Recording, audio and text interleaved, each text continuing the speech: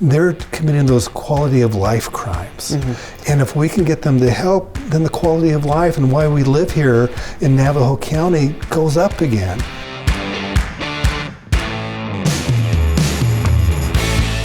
Welcome to Shooting Straight with Brad and David. I'm Brad Carlon, your Navajo County Attorney. And I'm David Klaus, your Navajo County Sheriff. We're shooting this show from the old Navajo County Courthouse in the Judge's Law Library. And we're here today to talk about some of the innovative programs that David and I have started in Navajo County. And one of the first ones I want to talk to you about, David, is the Juvenile Deflection Program that we started this last year.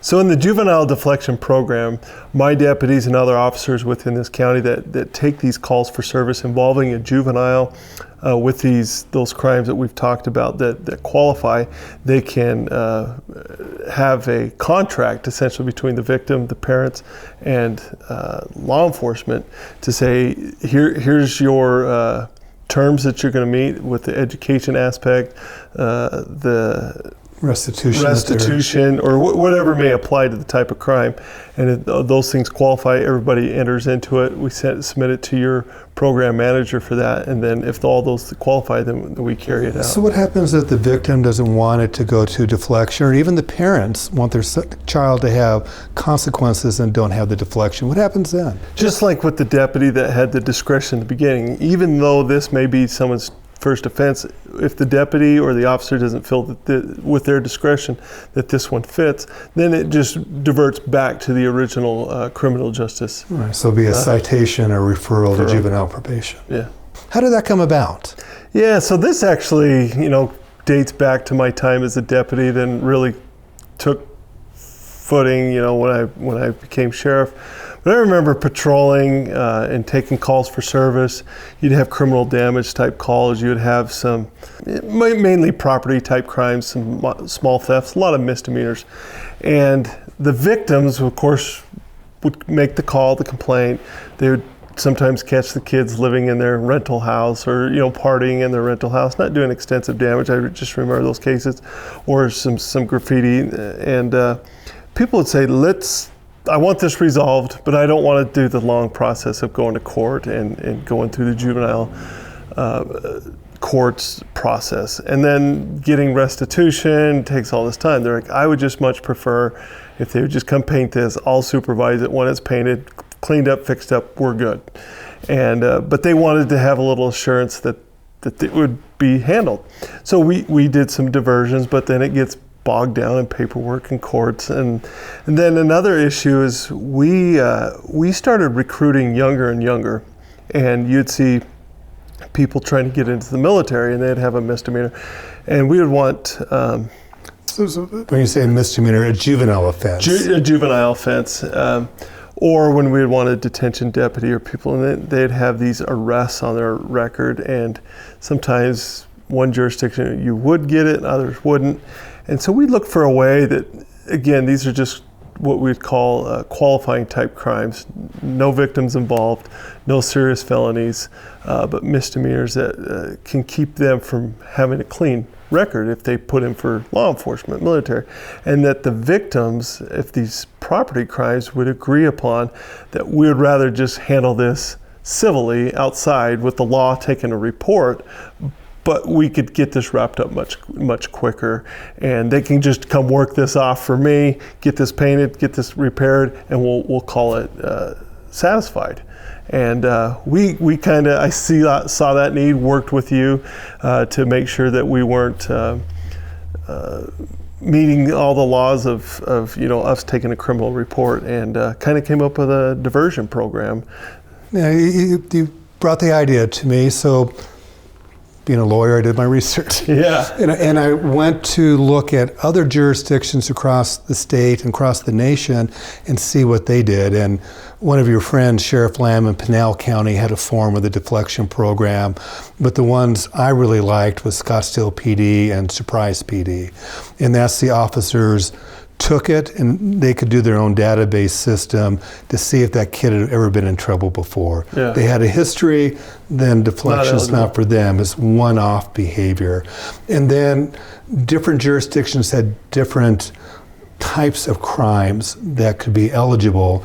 And we sat down, we brought in all the police chiefs in Navajo County, and we talked about what did we think should be eligible offenses that juveniles can have. And they would be misdemeanors if committed by an adult, except for the graffiti at school, and just because school, that would be a felony if committed by an adult. And we came to an agreement, and we decided our jurisdictions are so small, it'd be hard for each office, law enforcement office, to do it themselves.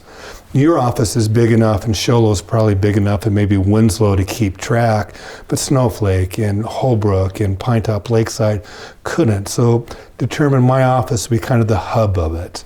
And also, there could be a kid who did a crime in Joe City and then here in Holbrook, and we might not know your offices. Yeah. So that way everybody knows, because it comes to my office and we keep track. And I have Jeannie Boyce, who runs the program. Your deputies and the officers send the report in. Victim, they've signed off before. We talk with the family, and we assign consequences. So it's not, get off scot-free. They still get similar consequences they would get if they went through the juvenile justice system. But they don't have that record, as you talked about. Yeah. The victims are happy because whatever damage they have caused has been satisfied. And hopefully the juveniles learn their lesson and they don't make that dumb one-off mistake that we think happened. But your deputies still have discretion. Yeah. They can decide, this has seemed to be one-off, or does this kid have an attitude with me and I need to do it the regular way? Yeah. Have you heard much feedback from the program that you started? When we did that, we met with, like you said, chiefs of police, but we met with city managers, mayors, and everybody kind of saw the same need in each of their communities. I mean, it's not this was an overwhelming thing that we're being bogged down in the juvenile system, but I think when that one-off mistake that people can leave home or leave out for college or military or law enforcement type career, and they can honestly write it, never been arrested, and just that they have that second chance at that. And we've had. I just always kind of built it. I just still remember one of the first calls I took, or one of the first calls that kind of made me want to do this. When I was a patrol deputy, the victim had a rental house. He was renovating and cleaning, and juveniles were going in there and partying at night, drinking and doing different things. And he caught him in there one time, and they had left some damage, spilt paint and done all sort of stuff. And he says, if they'll just clean this up, help me do this. And it was just kind of a handshake agreement. I got permission from my supervisor, this they want to do, we don't want to take any enforcement action, but one of them ended up working for him, down time because he was actually a good worker. So when I saw that success in that, I think there's more cases out there. They're not all going to fit in that box, but when you see some of those where we didn't bother your office with it, the victim got what he needed, and he ended up getting a good employee out of it. And that's kind of the vision of it. And that seems to be how it's working. You use that term second chance, and it really is that for the juveniles, but we also use second chance as something means a little different in the adult side. And I think we've had the discussions before on Shooting Straight that so many of the people that law enforcement deals with, they're dealing with because the underlying issue that brings them into the criminal justice system is substance use disorder and or a mental health problem. Is that still true? Yeah, and then sometimes it's a combo of both, and it gets more it gets worse, with substance. Yes, I mean, you see it in the prosecution side, but I've seen it in patrol. I've seen it on the road. You see it in the jail. The same names just that cycle in. And I've heard officers and deputies call them frequent flyers. Frequent flyers, yeah. Repeat offenders, yeah. And they're usually doing quality of life crimes more than anything else. They're not doing serious crimes, harming people, but supplying their substance use habit or self-medicating. Some of our schizophrenics will go in and shoplift alcohol because they're using the alcohol. And I know that you've been looking at programs up front, like with the 988 system for behavioral health issues, that your deputies and some of the officers are recognizing when you go out, and even your dispatchers now, that it's really a mental health call than a criminal justice call. How have your officers been using that 988 system to help them up front with some of these frequent flyers that mainly have the mental health issues? It's mainly, or the best is, if one, they can be very time consuming, and you can spend 2, 3, 4 hours on a call like that. And if you have 2 or 3 pending calls on it, and you're weighing, hey, which one do I need to be? Is this a law enforcement function, or is this just because there's nobody else available and it's a weekend holiday and I'm the only one?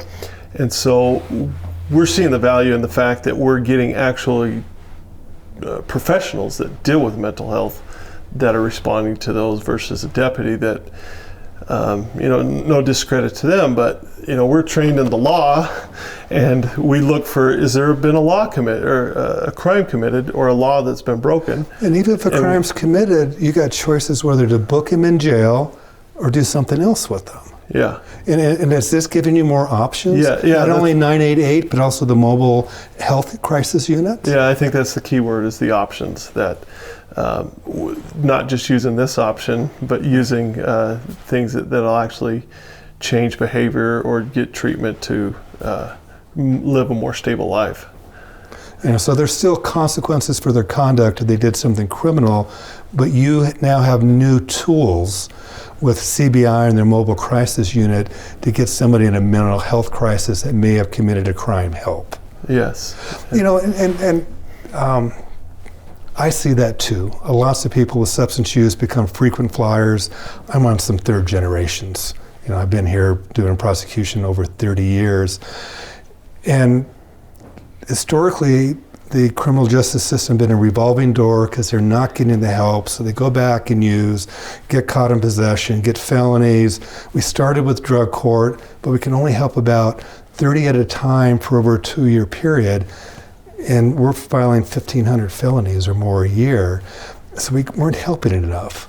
So, talking to law enforcement, talking to the courts, we started a fairly robust diversion program. So those coming in with substance use and or mental health for the first time with felonies, we can say, if you go to this treatment program, successfully complete it, we'll dismiss it. And as you know, and I know, treatment the first time probably isn't going to happen. Yeah, unless they're committed, right? Unless they're committed, and even if they're committed, there's still a lot of challenges. And if we can get 20 to 25% to successfully complete that program, we may not see them again ever, or at least for a few years, and that reduces your call-outs, because that's 20% of those people that are in your jail all the time that you're not having to respond back to. And then we can put them on, a probation and get them treatment. Then we can put them in drug court and get them treatment and give them 4 or 5 bites at the apple to try to get control of the demons that are leading them to that substance use disorder, which often happens to be the mental health underlying it. And I know not just you and I have talked about these issues. It's a national discussion on how to try to help address the revolving door the criminal justice system's become, because we don't have a strong behavioral health system for these people until they get in trouble, unless they voluntarily walk in, and not many do that voluntarily walk in. Yeah, I think that, in fact, I had a discussion with a sheriff that you had met from Montana that wanted to reach out to us to see kind of the screening questionnaires and the things that we're doing to see how people qualify for those. But our discussion led to this topic, essentially the fact that the criminal justice system was built or is in place to change behavior. There could be another terminology for that, but basically somebody commits crime against society, they're held accountable, they pay the consequences, the fines, fees, whatever, and then they come back into society and they change course. But we're seeing us in the jails, we're seeing the same names, and we're seeing that they're so entrenched with these addictions that, hey, if we try a different avenue, and that's where you've worked with us a long ways of still holding accountability and not dismissing these criminal acts, but we're just going to try to get the results that we feel like was the intention prior with different ways of doing it. Yeah, the old philosophy was do the crime, do the time. Yeah. And for you and I, just the embarrassment would be enough to not have us do it again. But for so many people, it's not truly a conscious choice. It's that substance use disorder or the mental health issues or the combination of the two that keep them cycling through. And the cost of criminal justice to the taxpayers, not only in paying their taxes, because what's 60+% of our budget between your office, my office, public defender, courts, probation, if we can reduce that number, we reduce the tax burden. But probably more importantly, they're committing those quality of life crimes. And if we can get them the help, then the quality of life and why we live here in Navajo County goes up again. I think I look at it a lot on the economical side too, is, one, we're elected to be stewards of our offices and of the tax funding that we receive to carry out our responsibilities. Are we using it wisely, right? Or are you just prosecuting 15 felonies because you received 15 felonies and regardless of what the outcome, you don't care? Which today, ironically, I was at the jail on other business walking through, and I was leaving at the same time as a male subject was being released, and I was parked outside the gate, and just because the guy and I was dressed in full uniform, just because the guy had the courage to ask me for a ride, I was like, okay, that's a pretty courageous. What do you need? Well, I need to get into town. So I'm like, well, I know you have no guns, no weapons, you just got released, you have no warrants. I said, sure, I'm actually headed into Holbrook. So I give him a ride and I just kind of quiz him. What were you in for? It was public intoxication, alcoholism. And so I went into my office to look up how many times he's just been arrested, which led me to that discussion I had with the sheriff that you had met. That is the cycle. Yeah. And so I brought him into town, and then he walks off. What did he go do? Gonna go drink. Is he, right? And this is what we're always working on. If he's released from jail to a reentry program, like what we're working on, are we gonna see better? Are the taxpayers gonna have better outcome? And then our communities are gonna be better for it. And when you talk about the economics, while it does seem somewhat counterintuitive, it's more expensive to just house them in your jail than to put them in inpatient treatment. So just the economics is cheaper and for their benefit to get inpatient treatment. And I'd love to do inpatient treatment in your jail if we can get the Medicaid Exclusion Act change. So the criminal justice system is having to take on more of a treatment philosophy than just a punishment. And there's still consequences. Without a doubt, there's still consequences. But we have to do that. Yeah, and that's what I always try to remind and never forget is the accountability aspect of real crimes committed against real victims are not, what we're discussing here. What we're discussing is that gentleman I had encountered today that just does the cycle. And it gives my prosecutors and your deputies and the law enforcement the time, frees up their time to really handle the serious crimes, those homicides, those child crimes, the sex crimes that we're just working on when we can, but we got so many other demands because of all the other cases, and it only makes up 20 to 25%, but it may not be even getting that much attention because our substance use disorder people and those with mental health demand so much of our time. And now with the opioid crisis and fentanyl in particular, it's becoming life-threatening for these people with the number of overdoses. Your jail commander, Ernie Garcia, has been asking people as they come into jail just to voluntarily give some information. How many times have you overdosed? What are your drugs of choice? You had one guy with 14 overdoses self-reported. Lucky to be alive. Because of that, we've started that COPE program where based upon those interviews as they come in, if they're at a high risk to overdose because they've overdosed in the past and they haven't committed a serious crime and live within 30 miles of a probation office, we'll give them a chance to go to inpatient treatment for 3 to 6 months, but their charges don't go away.